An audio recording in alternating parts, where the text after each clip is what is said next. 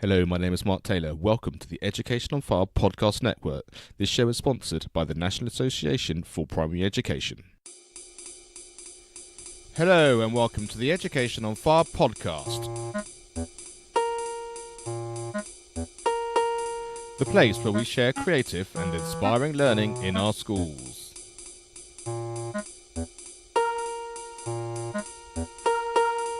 Season 6, Episode 89. Hello and welcome back to the Education on File podcast with me, Mark Taylor. Today on our English season, I'm joined by Daniel Phelps, and he's from Planet Poetry and the University of Winchester. Welcome, Daniel. Thanks so much for joining us today. Hello, Mark, and it's lovely to be here. Thank you. So let's start off with a little bit about you in terms of what your day-to-day looks like and some of your background.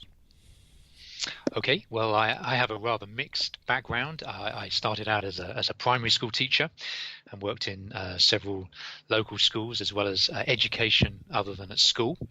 I then moved in and I started working actually for a local young carer service.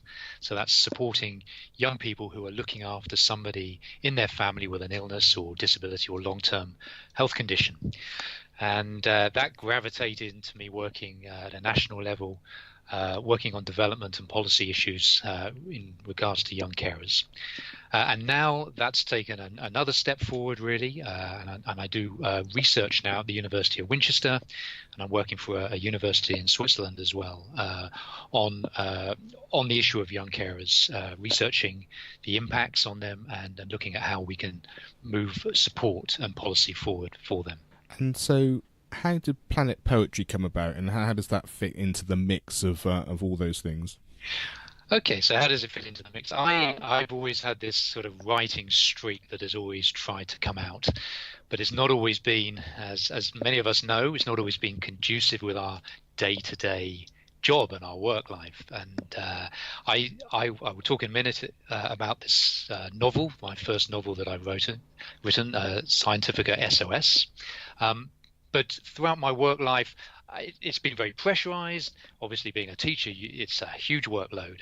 And one of the ways that my writing came out was starting writing poetry. And I had some very early successes with that, and it was published in lots of young people's anthologies and on websites. And actually, I rose to the dizzy heights of having some of it on the BBC CBeebies programme. And so that's carried on whilst I've been working. But I've always had this urge to pull out a proper novel, full novel, which I have just done recently, as I say.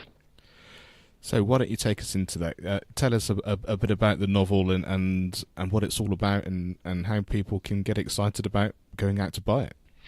Okay, sure. So the novel, as I say, is called Xientifica SOS, and you probably won't be able to spell that, but it's spelt with an X, as in xylophone. So I first drafted Xientifica SOS, you won't believe, but it was almost 20 years ago. So it was when I was actually teaching. And at the time, I thought that the power of narrative was not being used significantly or enough. And I set out actually, first of all, to write a series of standalone chapters or modules. But I got carried away, and I took 6 months out of teaching. I did supply teaching actually for 6 months, and I worked for education other than at school, and it gave me the flexibility to write. I got carried away, and these standalone modules morphed into one long full novel, and that's where it remained. Though it remained on my hard drive. I read it to my class when I went back into teaching, and they appreciated, but I just didn't have the time to take it any further. So that was the genesis of Xientifica. And a few years ago, I was taking one of my children around a college, and I bumped into a former pupil of mine, and he said, "Oh, Mr. Phelps, I remember you. I'm just off to, I think it was Cambridge or Oxford, and I'm studying biological sciences there. And I remember the book that you read us in class all those years ago." So I was inspired by this, and I started reading the book to my own children, and they, despite their initial reservations, they enjoyed it. So I decided that I had to do something with this, that it had to see the light of day. And what's within the book? What's the premise? What's the story behind it, and how does it develop? Okay, so without giving too much away, I was inspired by the Coral Island when I read it as a child, and the Enid Blyton books, and the Lord of the Flies particularly. So you may be able to have a guess as to what the story is. But the premise is that there's 5 pupils from Fir Trees Primary School, and each of them has a gift, mainly around science, and they win a competition. And this competition is fantastic. It's a trip to America, to this theme park. But what happens is this adventure turns sour, and it starts turning into an adventure of a lifetime where they have to fight for their survival. And it's full of challenges, dangers, but also wonder as well. I'm just thinking back to what you were saying about the ex-student who remembered you talking about the stories and all of those kind of things. What is it, do you think, about actually that kind of narrative in terms of actually the teacher-pupil relationship when you actually have a story and a journey that you're taking on, which also has such a big impact? Because I can certainly remember thinking back to my childhood and actually having teachers, oh, now we're on carpet story time and that kind of thing. And there's quite a special feeling about that, isn't there? There is, and I too remember when I was 5, I think, and I was sitting at the foot of my teacher, and she was reading Emil and the Detectives, and I can remember it as clear as anything, and that's the power of narrative when you are engrossed within a story, and I wanted to use that. I think that the power of narrative is fantastic in itself, just to get lost and for the pure enjoyment, but it also has the potential to support learning in a variety of ways, and I wanted to pick up on that. And what is it about the actual experience of writing in that way that inspired you to do it? Was it just that you wanted that particular story to come out because, like you say, it sort of happened over a long period of time, or was there something, I don't know, more cathartic about just that sort of writing process? I think for me, people say that within everyone there's a book, and this was my book, or at least my first book, and the stories that I mentioned, the Coral Island, Lord of the Flies, these had a huge impact on me. And first of all, I set out in life. I wanted to be a marine biologist, which I didn't become yet. A friend of mine did, but I didn't. So they stay with you, and when I think back to those stories, it comes with a whole load of mental imagery, pictures, and all the things that I learned from those books, and all the wonder that I have inside of me, and I wanted to get that out in a new book for a fresh audience. And in terms of, you said about the time and the people that are under pressure by having a day job, whether it's a teacher or whatever it happens to be, but you've got this creative urge within you. What advice would you give in terms of having been in that place and actually then managed to produce something to then give to the world, in terms of how you go about that? When you can shelve it and never do it, or you could go all in and spend all your time on it, but how did you sort of work out that sort of emotional strand of kind of, I know this is important to me and I need to do it, but at the same time I still have my life in order to go day to day? I mean, Mark, that's a good question. That's a fantastic question. I don't think I have a full answer, but some of the things that I would say is that, first of all, people say, if you're a writer, the first thing you have to do is turn up at your desk, and you have to do that regularly. So, that's an investment in time, and I think timing is important. If you have a young family, for example, if you have a busy job, it's not the right time necessarily. But you can still make some steps towards that goal. If you have the goal, if it's deep within you, then you can do it. So the steps that you can make, you can start making plans. You can collect notes. You can collect ideas. But then you have to choose the right time to do it. And I actually had a window of opportunity this time last year. I had a few months, and I thought, well, I'm not going to have this time again. I'm going to do it, and I did, and I met my illustrator, lovely lady called Beth Gibbs from the Winchester School of Art, and that was also having that other connection. It gave me more of a responsibility to complete the task, having a partner to work on this book with me.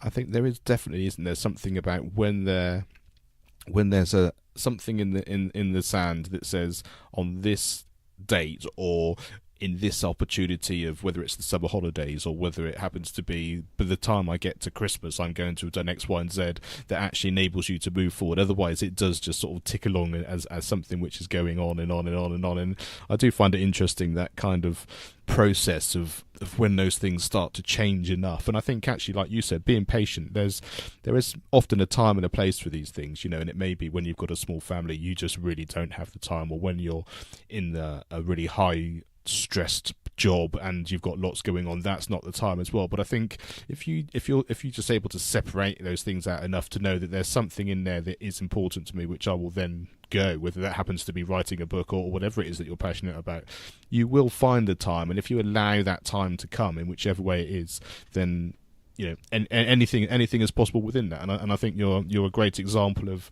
that. As you said, it's happened over a long period of time, but when that time comes, and with the support of other people, or like you say, with the responsibility of working with someone else, then that does sort of produce its final conclusion. Yes, absolutely. And I think, to be fair, I think the end product that I've got now is much better than what it was 20 years ago. And I think my work life has helped me develop those skills to write better, and certainly the writing of the poetry, which was doable over the last sort of 20 years, has certainly increased my skills. So I think it's turned out much better. It's just taken a long time, and as you say, I think patience is the key. And let's talk a bit more about the poetry and your Planet Poetry website. What type of poetry is on there, and what sort of material is there for people to look at? Sure. So it's the website is called planetpoetry.co.uk, and it's children's poetry primarily, although there's a link to some adult poetry as well, and it's primarily it's a range of fun, entertaining poems. I do tend to try and create poems that are inspiring, motivating, but also that help young people and adults think. So, some of them are quite challenging, I hope, but a real mix. And in terms of, for our teachers listening, certainly, in terms of doing poetry in school and their whole idea of how literacy is taught or experiences children, I mean, do you find actually your experience of having written like that is really helped you when you were a teacher, and in terms of teachers who are looking for material these days? Well, I think any kind of outside interest or skill or activity that the teachers undertake, I think they're all fantastically useful, because you're bringing other dimensions into the classroom, aren't you? So, I mean, just going back to the poems themselves, one of the things that I've tried to do is to use them as a teaching vehicle. I mean, we all remember, don't we? We remember clearly all the nursery rhymes that we learn as children, and they are embedded in our brains. We all know Humpty Dumpty. We all know 10 green bottles. Now, do we actually use that? And so I've written quite a lot of poems that they're actually teaching real important concepts, so that children learn it. And I'm amazed. I'm still amazed, really, how capable children are able to learn when they're not learning. When they're simply having fun. You only have to look in the playground, and they pick up skills and crazy dances and all sorts of things when they're just having fun. And I guess that brings us very nicely on to how children are learning at the moment in the classroom, in terms of one of the things, my daughter's just gone to secondary school, and one of the first things she said was, when she saw her timetable, was, "Oh, I don't have to do English first thing every single day." and I just thought, just the I don't know, the energy and the emotional attachment to that, which was kind of, because she seems to really enjoy English in terms of stories and in terms of, you know, creativity, but just the way that felt of terms of first thing every morning I've got to do some kind of English and I need to know this type of thing. What are your thoughts on how we can get that fun back, and that just so that children aren't being sort of shut off to having to do X, Y, and Z, and actually having that freedom to learn in that fun environment? Well, I mean, I concur with your daughter totally. When I started teaching, it was in the early days of the National Literacy Scheme, and you know, I found it very, very restrictive, and I wasn't a fan of, you know, having a text up on the board and dissecting it to death. And as an aspiring author, I certainly didn't like that, and you know, we've heard many authors say the same thing. Yeah, so you know, we don't want to kill the enjoyment of reading, and so it's a balance, isn't it? You know, we've got to give young people the space to enjoy writing for what it is and to get lost in it, like I did through Emil and the Detectives, etc. And you know, that was partly the reason that I wrote Xientifica SOS. I had this idea that on a Friday afternoon I would be able to read this to my class on a weekly basis. And, you know, I thought it was justified because although the timetable was incredibly tight and restrictive, this was going to be teaching science as well. So it was going to be double up as a science lesson. And so that was my motivation. And I think what I really enjoy about that as a concept is that actually, I mean, maybe it takes us a bit deeper into, you know, giving the teacher the responsibility and the respect as a professional to enable to do that. But what's really key there is the fact that as the educators ourselves, we're actually given the scope and the understanding. Let us give you the learning that you need, but let us deliver it in a way which we know the children will really grab hold of, and like I say, within that skill structure, you can make such a big difference, and because you know your children the best as well, you know, that kind of personalised learning within that can really support so many people. Yes, absolutely. I mean, the issue with that is that it takes probably more time to plan in depth, and as we all know, time is of the essence, and there possibly isn't that time. Although, you know, it was certainly done in the past, and maybe we're trying to cram just too many things, too many facts into our young people these days. So, if there are any aspiring writers out there who are thinking, do you know what, I really would like to write a book or create a story or sort of for their own real enjoyment and their own real benefit, can you share some of the things that you found really supportive for you? And I'm not a writer myself, so I have no idea about this. But in terms of, you know, is it really important to have a complete overview? Is it important to have all these characters, you know, really sort of in depth before you start, or is it much more free flowing than that? And I guess that's different for every author, but certainly share us your experience of how you went about it. I think you're right. I think it must be and is different for every author. As I said, you know, mine went totally off piste. My plan, it was going to be a series of standalone modules, and it wove together into one long novel. So yeah, I went off piste totally.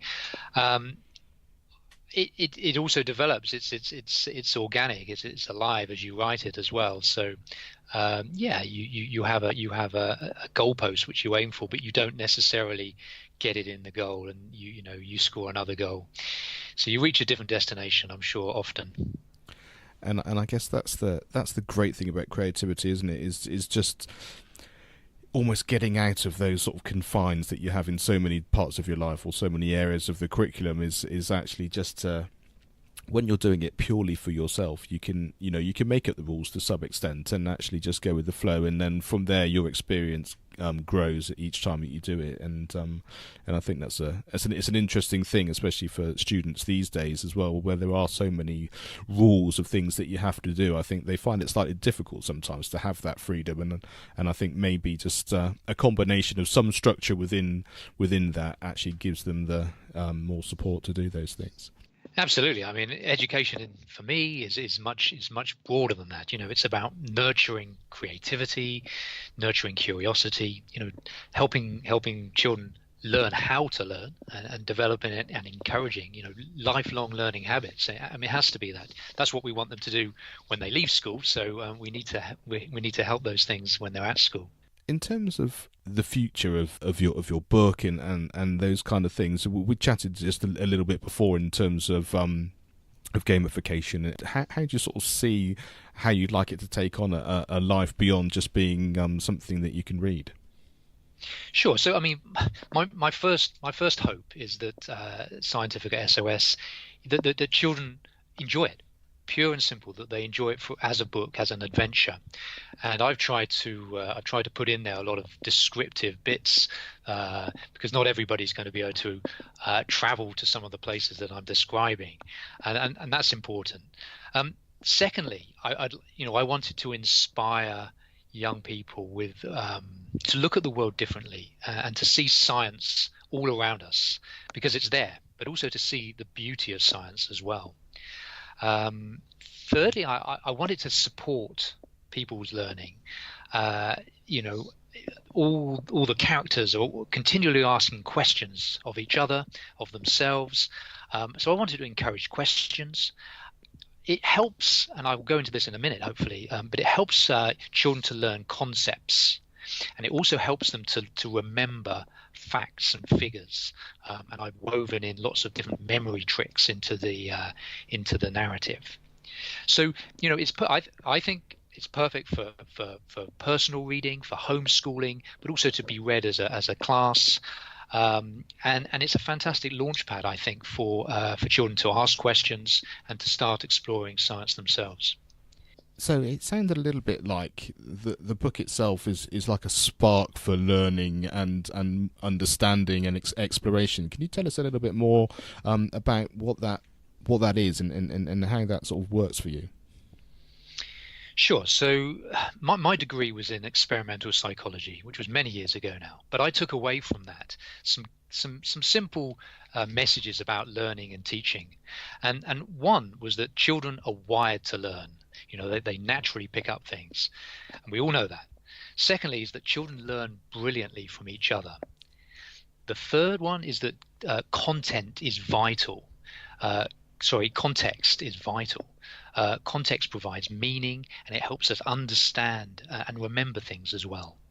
And fourthly, that enjoyment and interest are absolutely key. So I felt that stories, that narrative, are able to offer all these key elements of learning. So, for example, I'm hoping that the story will bring interest and enjoyment. Young people may not necessarily enjoy looking at a science textbook, for example, but they love amazing science facts and they love stories. Secondly, the story, I hope, as I said, it brings meaning, and with meaning, it gives you a reason for learning things. So throughout my life, I've realized, reflecting on my own learning, that the things that I've remembered, that I've learned, it's things that I've seen a meaning to learning. Where I haven't seen the meaning, it's kind of just gone over the back of my head. And as I say, the third thing is that it helps young people, encourages them to ask questions themselves.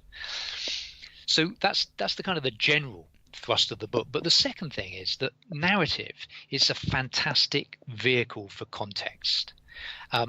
And context, as I say, it provides the meaning. So if I said to you, Board of Education, you may have an image in your mind. But if I expand the context there and I say, over there, Mark, is the room where the Board of Education meets, that's something quite different.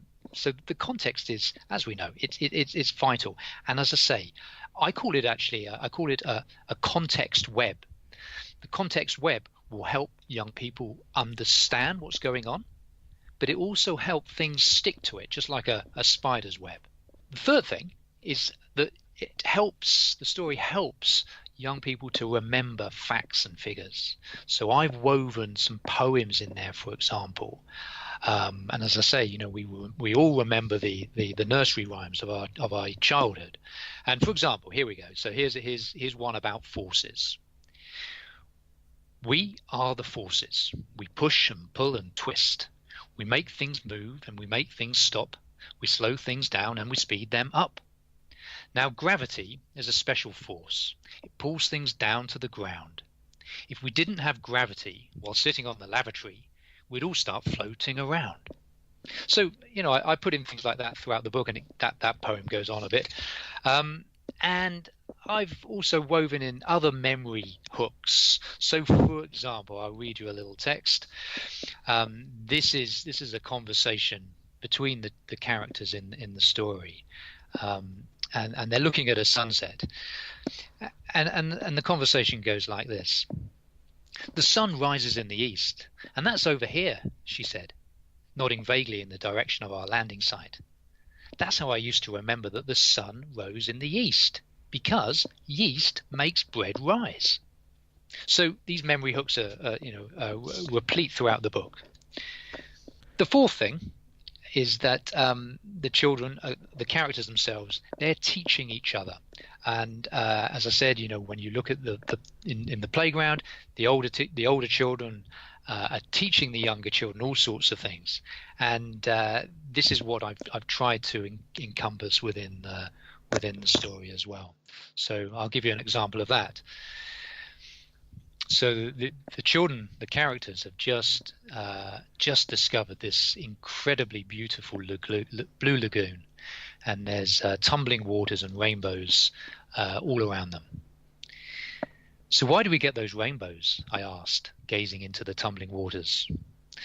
"Well, I'm glad you asked that one," said Anna, "because I've always wanted to know that." "I kind of know," said Aisha, "but I'm not sure if I can explain it."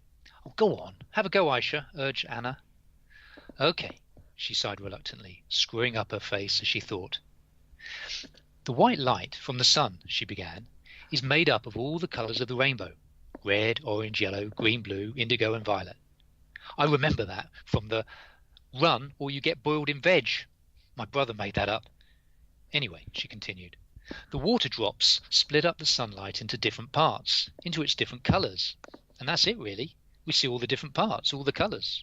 So it really is just a case of, I guess, it, like you say, it captures that imagination. You start to understand it. And what I really liked about what you were saying there is you can really start to see how, as you're writing, putting this sort of educational learning ideas as well as the actual learning part, like you said, just from there in terms of the rainbow idea, that really sort of brings everything to life, and I think the people that will read it and if it's been read to them, I would imagine will be really inspired by that. So why don't you give us the details in terms of where they can get hold of it so that they can actually read it for themselves?